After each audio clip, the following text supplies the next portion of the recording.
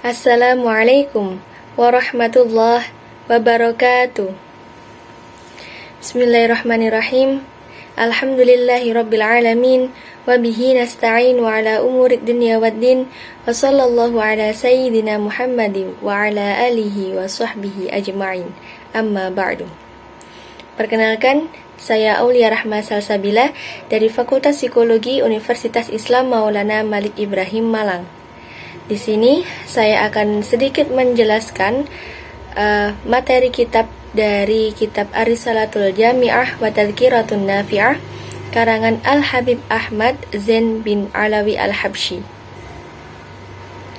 Bismillahirrahmanirrahim. Alhamdulillahi rabbil alamin.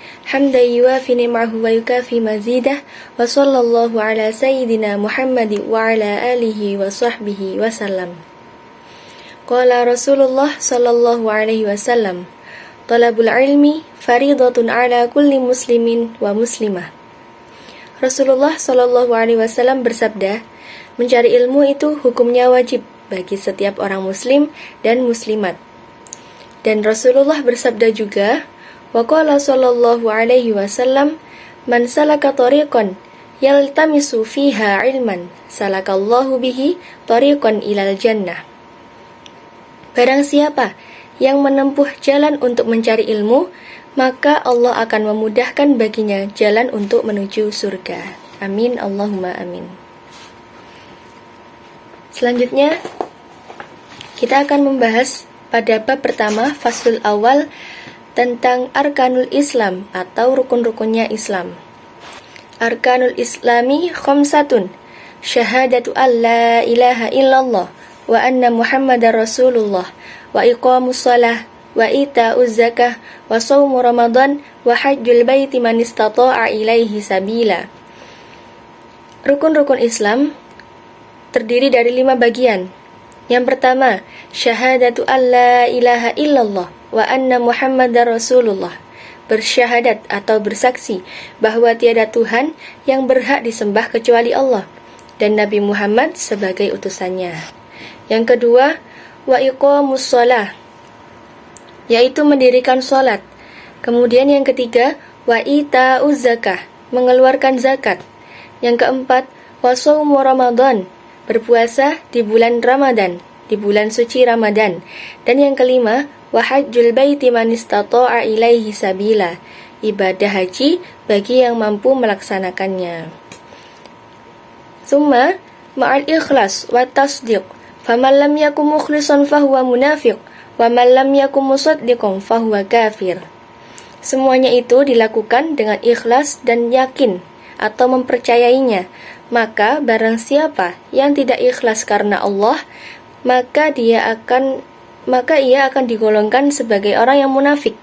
Dan barang siapa yang tidak mempercayainya, maka dia digolongkan sebagai orang yang kafir. Bab yang kedua mengenai bab tentang qawaidul qawaid, yang berarti pondasi agama.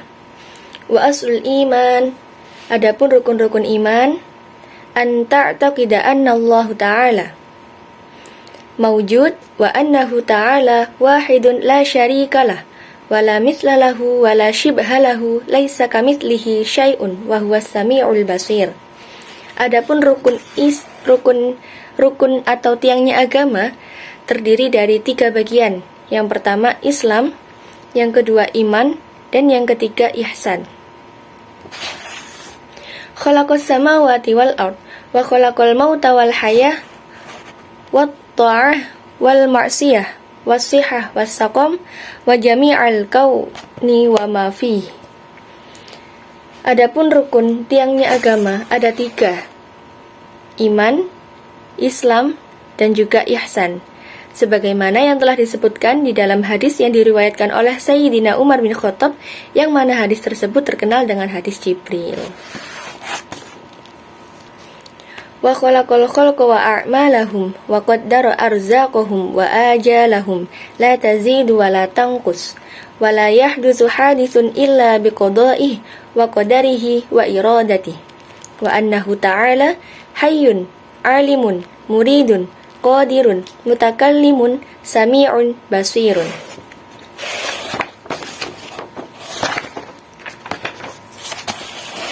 Ya'lamu kha'inatal a'yun wa ma tukhfis sudur wa ya'lamu sirra wa akhfa. Khaliqu kulli syai' wa huwal wahidul qahhar. Wa annahu ta'ala ba'atha sayyidina Muhammadan abdahu wa rasuluh ila jami'il khalqi lihidayatihim wa litakmili ma'ashihim wa ma'adihim wa ayyadahu bil mu'jizati adh-dhahirah. Wa annahu alaihi sallallahu alaihi wasallam sadiqun fi jami'i ma akhbara bihi 'anillahi ta'ala manis sirati wal mizan wal haudi wa ghairi dhalik min umril akhirah wal barzakh wa min su'alil malakaini wa adabil qarbi wa na'imi wa annal qur'an wa jami'a kutubillahil munazzalah haqqun wal malaikah haqqun wal jannah haqqun wan nar haqqun wa jami'a ma jaa'a bihi sayyiduna Muhammad sallallahu alaihi wasallam haqqun. Tsumma faslun ats-tsalis fi furudil wudu'i. Fasal yang ketiga, bab yang ketiga yaitu tentang fardu-fardunya wudu.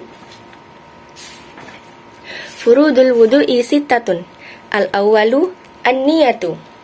Fardu-fardunya wudu ada 6. Yang pertama an-niyatu, niat.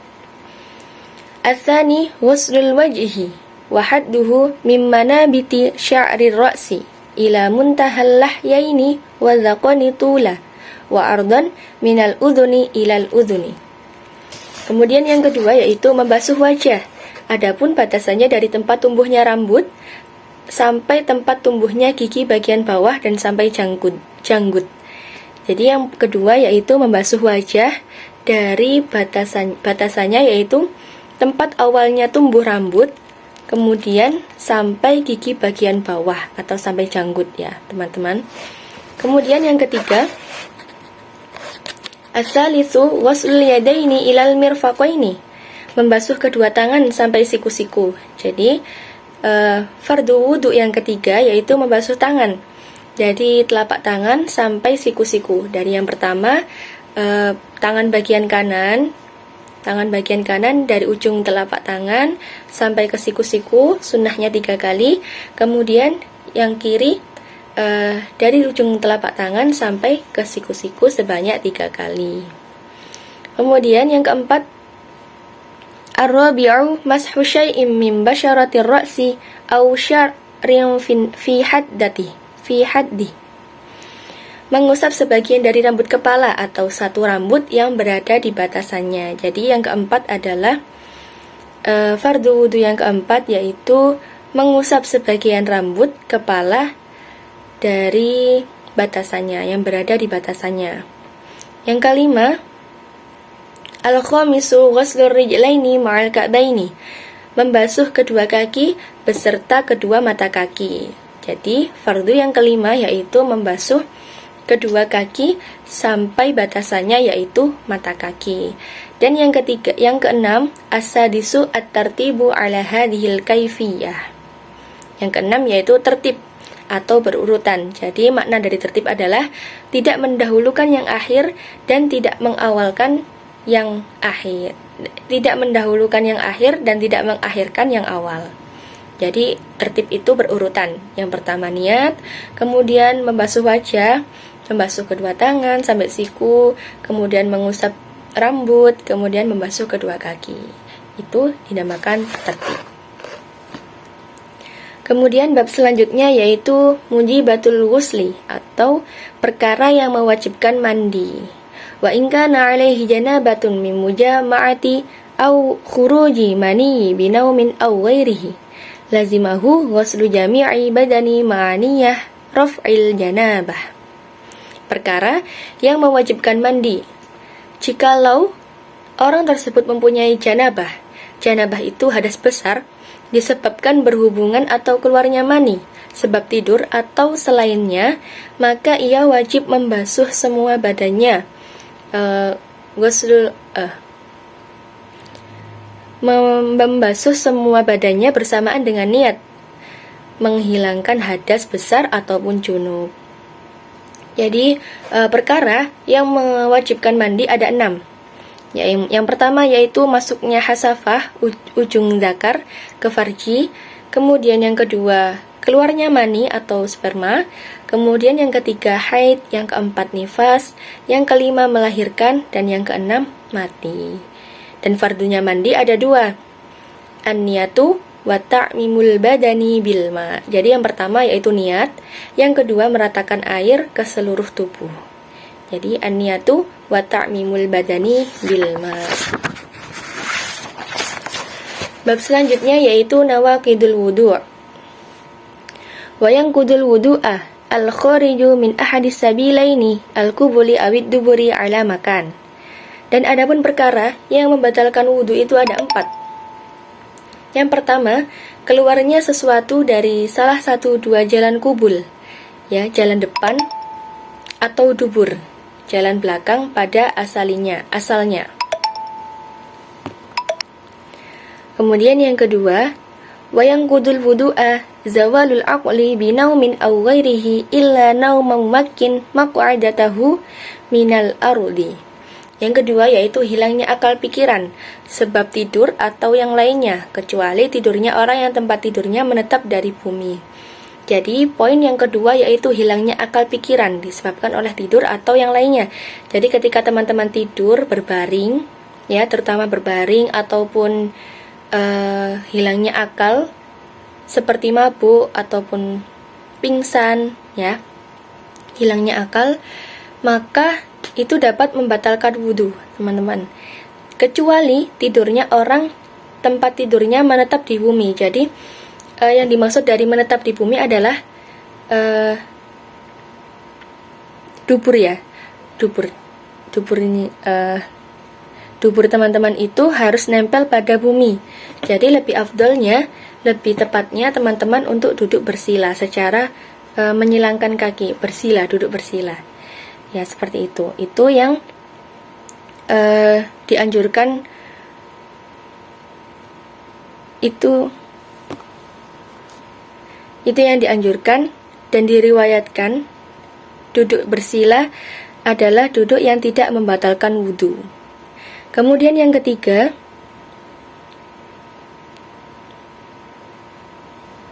wayang kudul wudu'a masuku buli awid duburin adami minhu aw min ghairihi bi batni kaffihi wa butunil asabi'.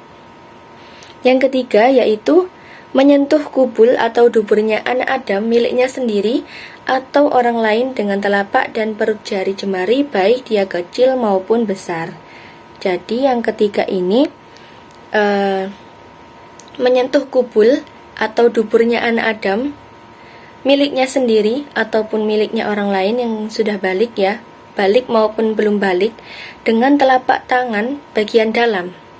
Dengan tangan bagian dalam yaitu telapak tangan itu dapat membatalkan wudhu. Jadi jika teman-teman menggunakan punggung tangan itu tidak membatalkan wudhu.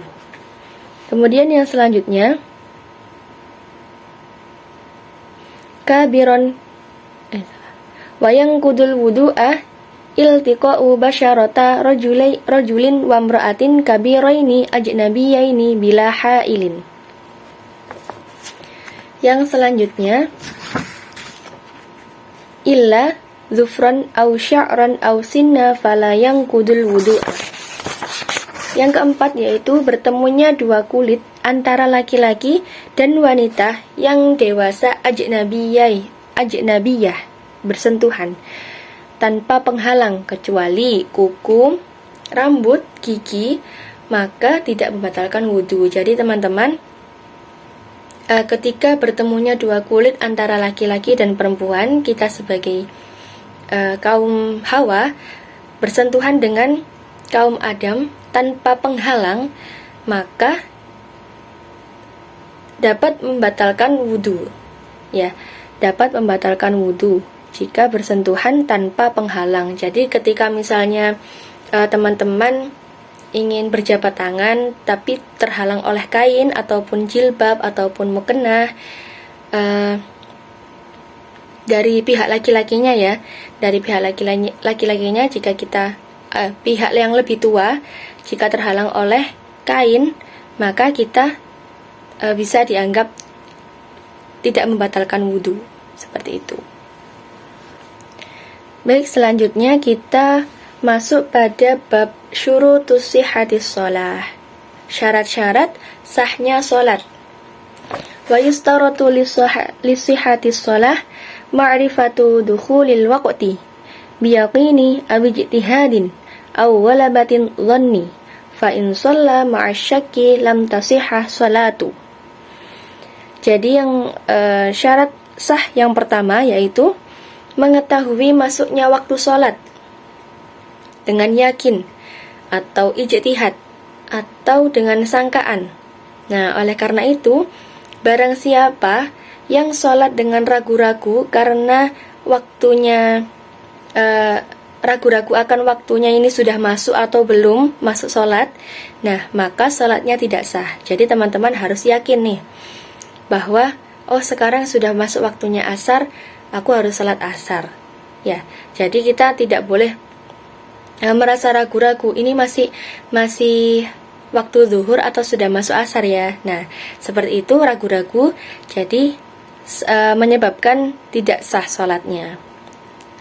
Yang kedua yaitu wa yushtaratu ma'rifatul qiblah wa yajibu satrul aurah bisa tirin tahirin mubahin wa yajibu raf'un najasah minas thawbi wal badani wal makan wa yajibu 'alal qadiri ay yusalliya al fardu qa'iman.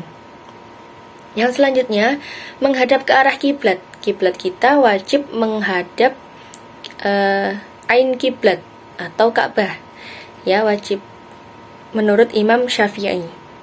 Maka tidak cukup kalau menghadap ke arah saja menurut pendapat mu'tamad.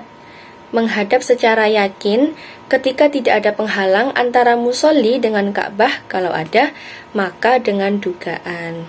Jadi kita harus yakin kiblat kita ada di barat atau di Ka'bah. Yang selanjutnya yaitu menutup aurat dengan tutup dengan baju ya, dengan pakaian yang suci serta mubah. Jadi baju atau kain atau yang perempuan biasanya kita memakai mukennah itu harus secara suci. Jadi tidak cukup bersih saja, harus sampai suci. Suci itu kita harus meriksa atau mengecek ya, pakaian kita ada najisnya atau enggak, habis dipakai ngapain mukennahnya, habis ditaruh mana mukennahnya. Jadi tidak cukup bersih saja, harus suci. Yang keempat yaitu menghilangkan najis dari pakaian, badan maupun tempat. Jadi kita ini mau menghadap ke Allah nih teman-teman, mau melaksanakan sholat. Jadi kita harus suci, sebagaimana adab kita ingin bertemu atau ingin menyembah Tuhan kita.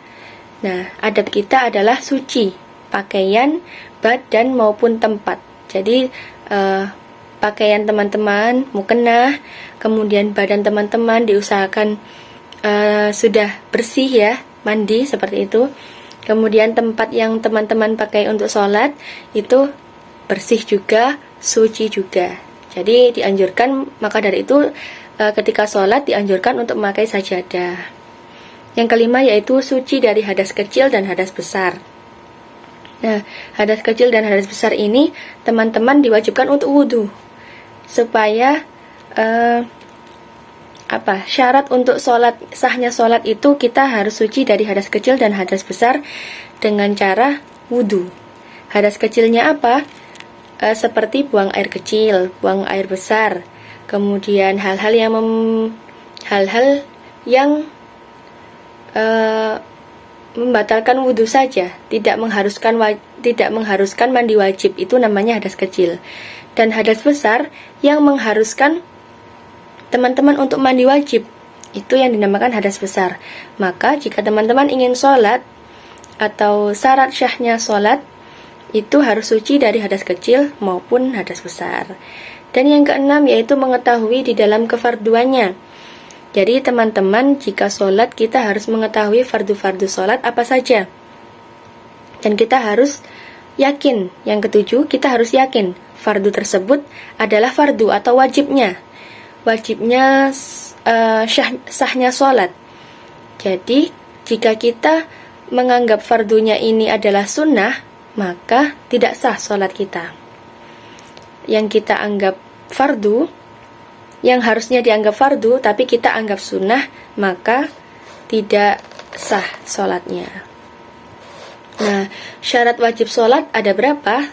Syarat wajib sholat ada 6. Yang pertama, al-islamu, beragama Islam. Yang kedua, baligh. Yang ketiga, berakal. Yang keempat, suci dari haid dan nifas. Yang kelima, sampainya dakwah atau ajakan Islam. Kemudian yang keenam, selamatnya panca indera. Baik. Selanjutnya, bab tentang furudus sholah. Nah, kita membahas tentang fardu-fardunya sholat. Yang sudah kita bahas tadi, untuk syarat syahnya sholat, kita harus mengetahui fardu-fardunya sholat. Nah, sekarang kita membahas tentang fardunya sholat. Apa saja fardunya sholat? Wa furudus sholati an-niyatu wa takbiratul ihram ma'an niyah. Fardu sholat atau rukunya sholat, yang pertama yaitu niat. Kemudian takbiratul ihram disertai dengan niat. Jadi pertama takbiratul ihramnya teman-teman diawali dengan takbir ya. Lafaz Allahu Akbar. Nah, ketika membaca Allah, lafaz Allah, jika kita tidak bisa membaca secara bahasa Arab, kita bisa membaca secara bahasa Indonesia teman-teman, atau bahasa Jawa mungkin. Jadi ketika lafaz takbir dilantunkan Allahu Akbar, ketika lafaz Allahnya kita membaca dalam hati, ya Allah, saya niat sholat subuh 2 rakaat lillahi ta'ala, seperti itu.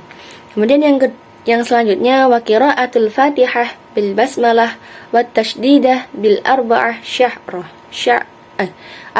asyrah.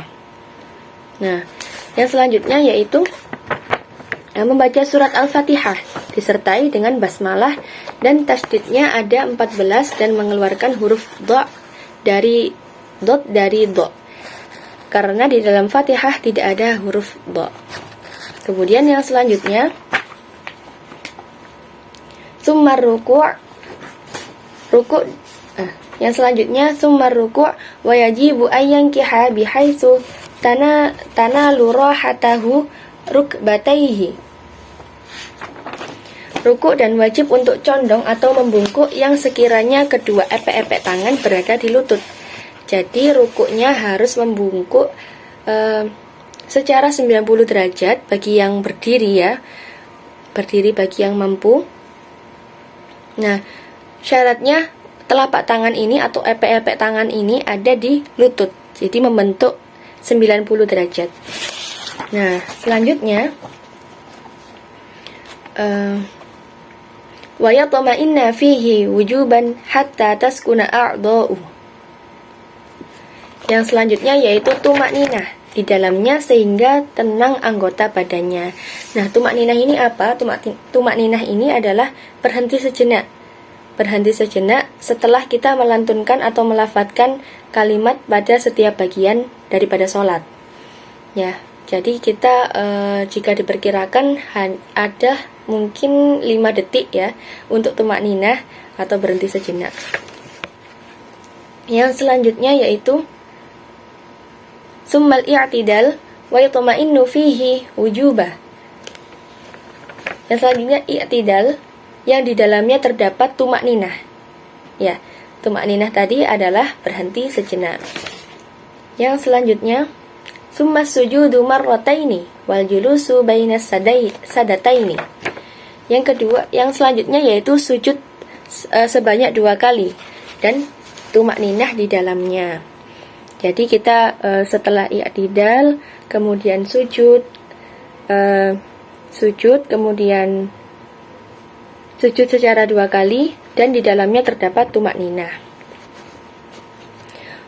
Wal julusu bainas sadataini, duduk di antara 2 sujud dan tumakninah di dalamnya wajib. Jadi di sini tumakninah hukumnya wajib ya teman-teman. untuk ketika kita tumakninah di dalam sholat, nah itu kita tenang untuk membacakan lafaz-lafaz yang dilantunkan. Kemudian yang selanjutnya yaitu wa yatma'innu wujuba fil kulli wa yaf'alu baqiyar raka'ah kadzalik wa tasyahhudul awal wa qu'udu sunnah wa tasyahhudul akhir wal julusu fi fardhi wassalatu ala nabi sallallahu alaihi wasallam ba'da tasyahudi wa qabla salami fardu wassalamu minas salati fardun wa aqallu salam assalamu alaikum. Baik, yang selanjutnya yaitu tasyahud akhir, kemudian duduk di dalamnya. Nah, tasyahud pertama hukumnya sunnah, sedangkan tasyahud akhir hukumnya wajib. Jadi duduk di antara dua sujud Jadi duduk tasyahud yang pertama hukumnya sunnah dan yang terakhir hukumnya wajib. Yang selanjutnya yaitu membaca sholawat kepada Nabi Muhammad SAW setelah tasyahud dan sebelum salam. Ya, jadi bacaan untuk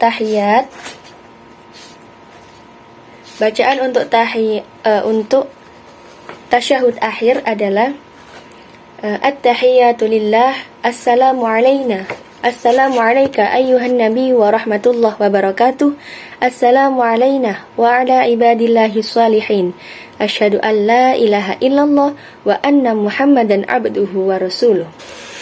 Nah, kita membaca sholawat kepada Nabi Muhammad SAW setelah tasyahud dan sebelum salam. Dan kemudian terakhir yaitu mengucapkan salam.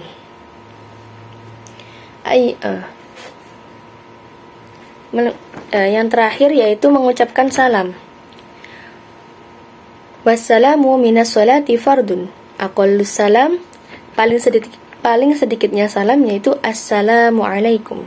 Seperti itu bacaannya. Jadi kita berbarengan dengan menoleh ke kanan yang pertama, kemudian yang kedua menoleh ke kiri dengan mengucapkan assalamu alaikum. Baik, selanjutnya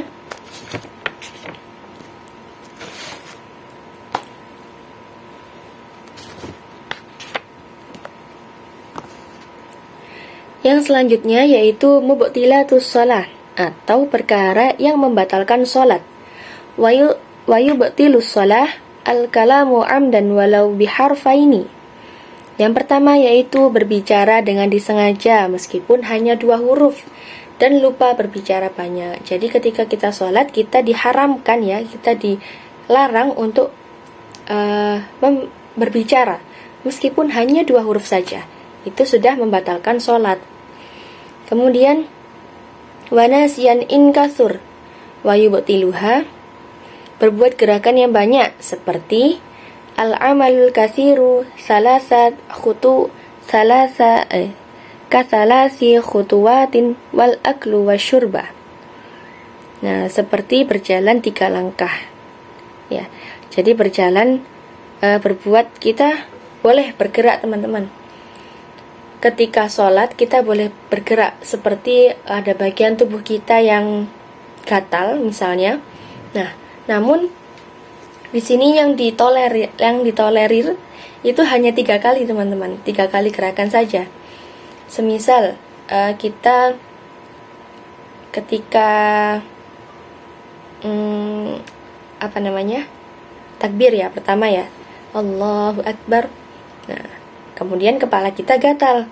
Nah, yang dianjurkan hanya 3 kali. 1, 2, 3. Nah, kemudian kita kembali menyilangkan tangan kita. Jadi kita hanya diperbolehkan bergerak 3 kali saja. Nah, setelah 3 kali teman-teman bergerak, jika lebih maka dapat membatalkan sholat. Kemudian yang selanjutnya wa ankishaful aurati illam tastur halan, terbukanya aurat jikalau tidak ditutup langsung.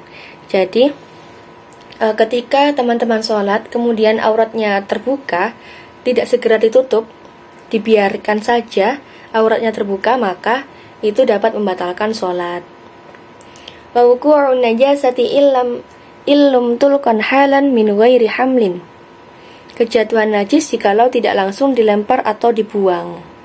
Ya, jadi ketika kita sedang sholat kemudian terjatuhnya najis, misalnya kita sholat karena keadaan kita sholat akhirnya di luar masjid atau di luar tempat biasa kita sholat, kemudian ada kotoran atau najis yang menimpa kita dan kita tidak segera membuang, padahal kita tahu najisnya itu dilemparkan untuk kita, seperti itu ya.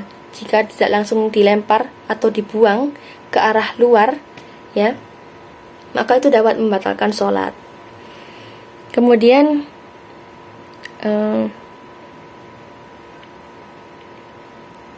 wa yubtiluha sabqul imami biruknaini fi'liyaini, karena sebab hadas. Kemudian wakadat takhallufu bihima bighairi udrin, mendahului imam dengan dua rukun fi'il. Wala tasihul salatu khalfa kafirin wa mra'atin wa khutsa. Membelakangi imam dengan dua rukun fi'il tanpa ada uzur, kemudian menambah rukun fi'il dengan disengaja, niat memutuskan sholat, ragu-ragu di dalam sholat. Nah, itu semua adalah perkara yang membatalkan sholat teman-teman. Nah, dan tidaklah sah sholatnya seorang ketika orang yang sholat di belakangnya adalah orang kafir atau perempuan dan kunsa, seperti itu. Kemudian selanjutnya yaitu sholatul jamaah. Al-jum'atu fardu ain ala kulli muslimin dzakarin hurrin hadirin bila udrin syar'iyyin kalamaradi wal mator. Ya, jadi sholat jamaah ini saya ulangi ya, sholat Jum'ah. Ya, sholat Jum'ah. Adapun hukum sholat Jum'ah yaitu fardu ain bagi setiap orang muslim laki-laki dan mereka yang hadir atau mukim di tempat tanpa ada udzur atau halangan syar'i seperti sakit dan hujan. Hujan di sini hujan badai ya teman-teman. Hujan petir, hujan angin puting beliung, hujan badai, hujan angin yang hujan mengakibatkan kita tidak bisa pergi ke masjid untuk melakukan sholat Jumat. Kalau hanya hujan gerimis, teman-teman diwajibkan untuk sholat Jumat. Nah, wa min syurutil jum'atil khutbatani wa arkanuha hamdulillahi ta'ala wassalatu ala nabi sallallahu alaihi wasallam wal wasiyatu bittaqwa wa qira'atu ayatin minal qur'an mufhimatin fi ihdahuma wa du'a lil mu'minin fil akhirah. Nah, di antaranya syarat sah Jumat yaitu didahului dua khutbah. Dan adapun rukun dua khutbah yaitu mengucapkan hamdalah alhamdulillahirabbil alamin. Yang kedua, membaca sholawat kepada Nabi sallallahu alaihi wasallam, Allahumma shalli wa sallim ala sayyidina Muhammad wa ala alihi sayyidina Muhammad. Kemudian yang ketiga, berwasiat tentang ketakwaan. Yang keempat, membaca ayat dari Al-Qur'an yang dapat dipahami di salah satu dua khutbah. Jadi ayat ini harus dipahami oleh si pembaca ini ya. Yang dari pertama yaitu mengucapkan hamdalah, yang kedua membaca sholawat, yang ketiga berwasiat, yang keempat membaca ayat Al-Quran. Jadi jika teman-teman ingin menyampaikan khutbah, nah itu harus dipahami dulu ayatnya. Misalnya teman-teman ingin menyampaikan ayat tentang berpuasa, wajibnya berpuasa, teman-teman bisa membaca ayat surat Al-Baqarah yang berbunyi Ya ayyuhalladzina amanu kutiba alaikumus siyamu kama kutiba alal ladzina min qablikum la'allakum tattaqun. Nah, seperti itu. Kemudian yang kelima yaitu mendoakan bagi orang-orang mukmin di khutbah terakhir. Wa du'a ulil mu'minin fil akhirah. Nah, Wa yajibu ay yaktuba qa'iman mutatahiran mustural aurah wa yajibul julusu bainahuma fawqa tuma'nina tissalah wal muwalat. Dan wajib khutbah di dalamnya dalam keadaan berdiri dan keadaan suci, tertutupi auratnya, dan duduk di antara dua khutbah ukuran tumakninah di dalam sholat, dan harus terus menerus. Ya, seperti itu. Kemudian yang selanjutnya yaitu sholatul jami'ah wan nafilah. Ya, sholat jamaah dan sunnah. Wa sholatul jamaah wa sholatul janazah fardu kifayah.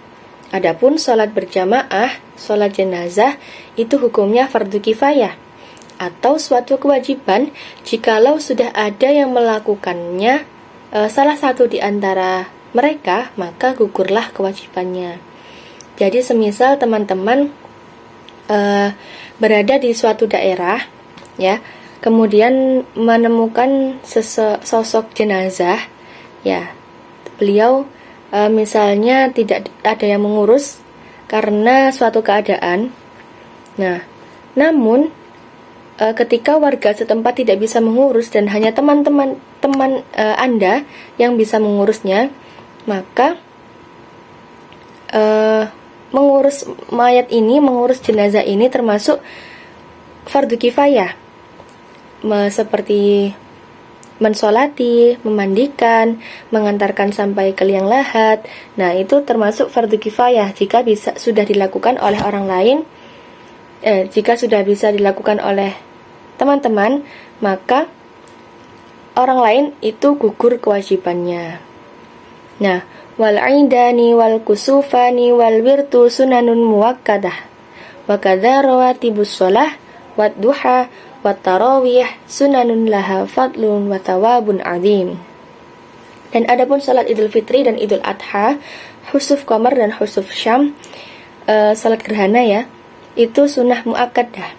Begitu pula salat rawatib, salat serta salat duha, salat tarawih itu sunnah. Hukumnya yang di dalamnya terdapat pahala yang besar. Jadi sunnah ini ketika teman-teman mengerjakannya, teman-teman mendapat pahala yang besar.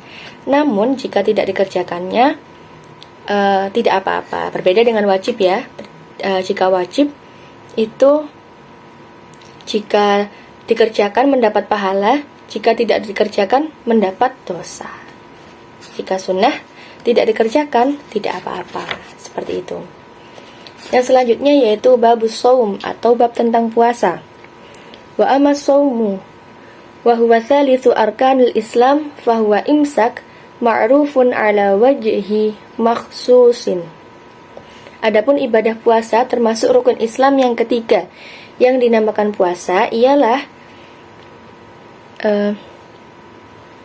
sesuatu penahan yang sudah diketahui, yaitu menahan dari segala perkara yang membatalkan puasa dari terbitnya fajar sampai tenggelamnya matahari dengan cara atau niat yang tertentu.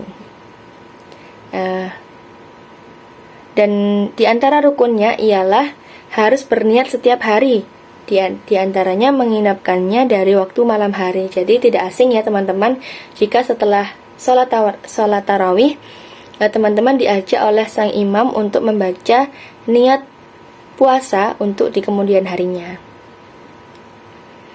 Wa min hunyatu likulli yaumin wa tabituha minal lail wal imsaku 'anil mufattirati minat ta'ami wasyarabi wal jima'i wal istimna'i bimubasyarah wal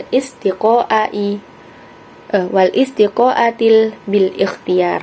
Dan adapun menahan diri dari perkara yang membatalkan puasa, yaitu makan, minum, berjima atau berhubungan, kemudian mengeluarkan mani dengan secara langsung, kemudian meminta agar muntah dengan secara dipaksa dengan sengaja, itu perkara yang membatalkan puasa. Baik, selanjutnya min tamamis shaum. Adapun kesempurnaan puasa ialah kaful jawarihi amma yakrahuhu Allah ta'ala minal a'dha'i as-sab'atil ati dzikruha. Menahan atau mencegah anggota badan dari perkara atau perbuatan yang Allah tidak menyukainya dari anggota 7 sebagaimana yang disebutkan dalam sebuah hadis. Fafil hadis khamsun yuftirnas shaimah al-kadhibu wal ghibah wan namimah wal yaminu al-kadhibu wan nadharu bisyahwah. 5 perkara yang menghilangkan pahala orang yang berpuasa. Ingat ya, bukan membatalkan puasa, namun menghilangkan pahala dari puasa tersebut, yaitu berbohong, kemudian ghibah atau menggunjing, kemudian adu domba, kemudian sumpah palsu, kemudian melihat sesuatu dengan syahwat. Itu perkara yang menghilangkan pahalanya puasa. Jadi bukan batal ya teman-teman, bukan karena batal terus kita makan seenaknya. Nah, bukan ya, tapi menghilangkan pahala dari puasa tersebut. Wa min tamamis shaum, dan begitu pula dari kesempurnaan puasa ialah taharril iftara ala halal, berusaha mencari makanan yang dibuat buka makanan yang halal. Nah, itu merupakan kesempurnaan puasa. Wa adamul istikthar minal akl, dan seharusnya memperbanyak dan tidak terlalu banyak ketika makan. Kemudian wayam bagil istiktsaru minas shaum la siyahal ayyamul fadilah fi syar'i. Wallahu a'lam wa bittaufiq. Dan seharusnya memperbanyak dari puasa, lebih-lebih puasa daripada hari-hari yang penuh keutamaannya di dalam syariat. Jadi puasa Ramadan ini hanya hanya sebulan dalam 1 tahun teman-teman. Jadi alangkah ruginya jika kita tidak memperbanyak amalan pada bulan puasa tersebut. Ya, jadi kesempurnaan puasa ini kita harus laksanakan untuk mendapatkan pahala yang lebih dari puasa pada hari-hari biasanya. Wallahu a'lam wabillahi taufiq. Kemudian yang selanjutnya yaitu babuz zakah, atau bab tentang zakat. Babul zakah. Wa amal zakah wa hiya rabi'u arkanil Islam, fayajibu 'alal muslim ma'rifahu anwa'il amwalil wajibati fiha. Adapun ibadah zakat adalah rukun Islam yang nomor 4. Jadi rukun Islam yang nomor 4 adalah zakat. Maka wajib bagi setiap orang muslim mengetahui macam-macam harta yang wajib dizakati di dalamnya. Wahyan na'amu wan naqdati wan naqdani wat tijaratu war rikazu wal ma'dinu wal mu'asyaratu wahiyal hububu was thimar. Yaitu yang pertama yaitu binatang ternak. Nah, yang kedua emas dan perak atau uang, kemudian perniagaan, kemudian barang temuan, barang galian, serta tanaman atau makanan pokok ya. Kemudian biji-bijian dan buah-buahan. Nah, fala zakata fima siwan na'ami as-saimah. Maka tidak wajib zakat di dalamnya hewan ternak kecuali digembala pada rumput yang mubah. Nah, jadi tidak wajib untuk berzakat jika di dalamnya adalah merupakan hewan ternak, kecuali jadi kita jika mempunyai hewan ternak tidak wajib untuk zakat, kecuali, nah ada kecualinya, digembala pada rumput yang mubah.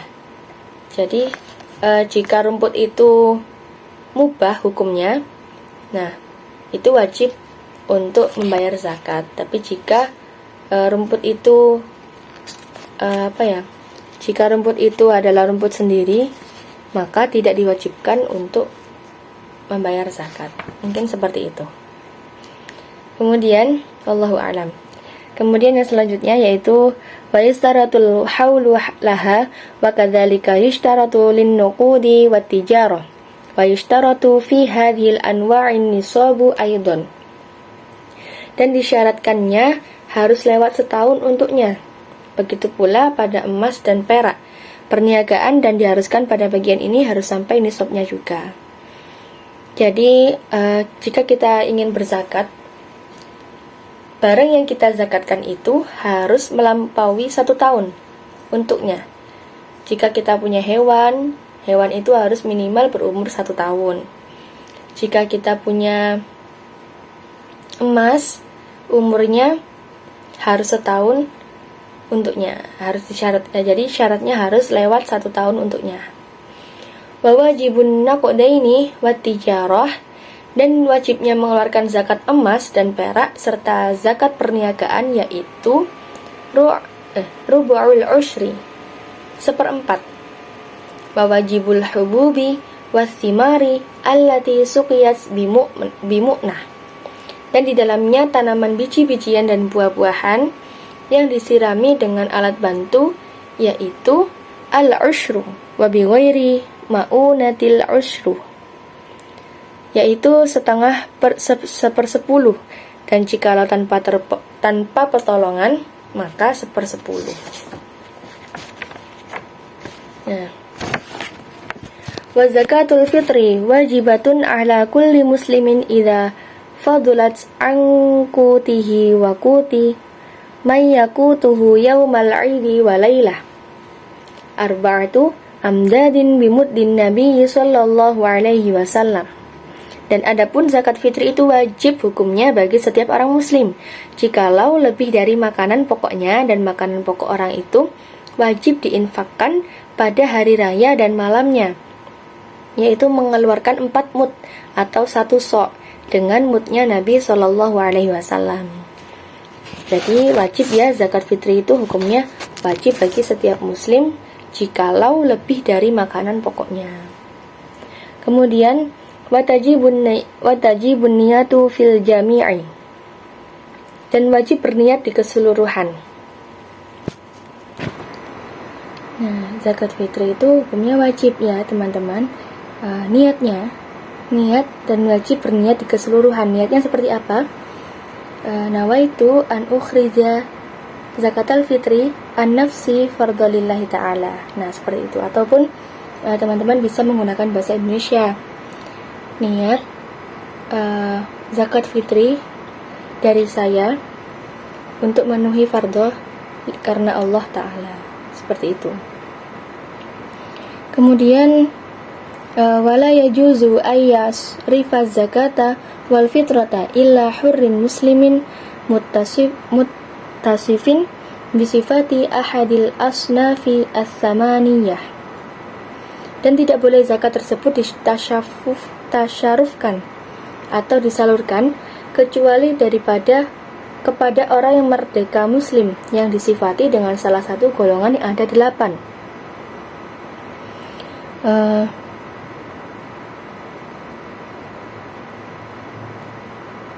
Wala yajuzu ayyasrifa zakah wal fitrah illa hurrin muslimin mutasifin bisifati ahadil asfani as-samaniyah. Ya, pada salah satu golongan yang ada 8, yaitu kafaqiri wal miskin, seperti orang kafir dan miskin. Kemudian wa kaunuhu ghairu hashimin wala muttalibi wala maulan lahum, keberadaan mereka bukan termasuk dari golongan Bani Hashim dan Bani Muthalib, dan bukan tuan dari mereka.